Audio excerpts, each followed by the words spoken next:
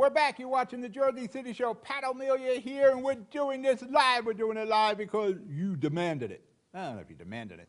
But as we develop the show, and I'm hoping to do it, I think I was picking April the 17th to start doing this live. You'll have us on Tuesday, and then on Thursday, we'll probably do a Jersey City Show, Hudson County edition. We are trying to get you as much information and get the people who make decisions on this show. If you have a problem, I'm going to get into this later in the show, but I want you really involved in it.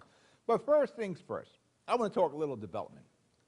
There's a development plan for all around Journal Square. And when you look at Journal Square proper, and I mean Journal Square, I'm not talking about Newark Avenue or down, on Van Buren, Van Wagner or Van Torres Avenue. I'm talking about Journal Square, where you come around, you bend, starting from like where the Stanley Theater is, going all the way around to where the State Theater was, the bend of Journal Square. They want to build multiple high-rise complex on the square ramp behind the Lowe's Theater, or really alongside the Lowe's Theater. They're going for zoning and density and all of these things that make that property so much more valuable.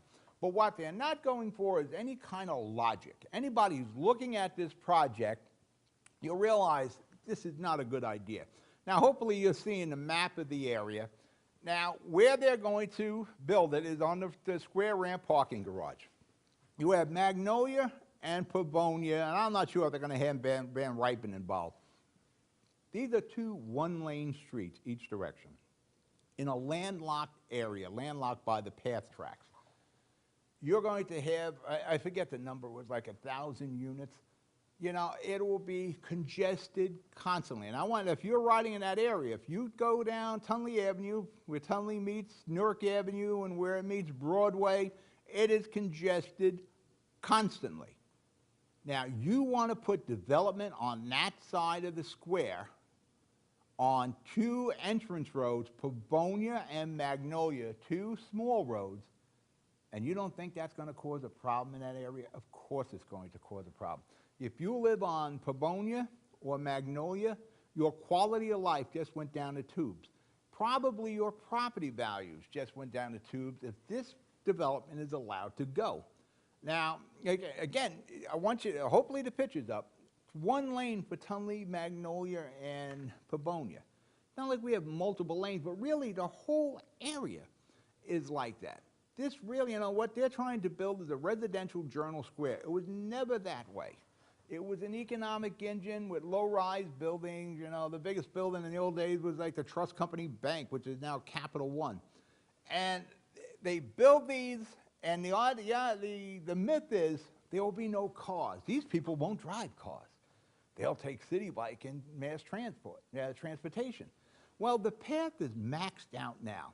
The Port Authority's already told Jersey City that. They might extend the platform, but the tubes itself, which is what the path was originally called, the tubes, ain't getting any wider. But put this kind of development on that site is illogical. You will jam up that area 24/7, 365. And the same thing goes for the development that's planned for the old hotel on the square site, or the 3 towers that are being built on Pavonia and Summit.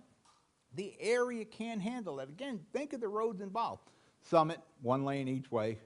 JFK, once you get past out of Journal Square, 1 lane each way.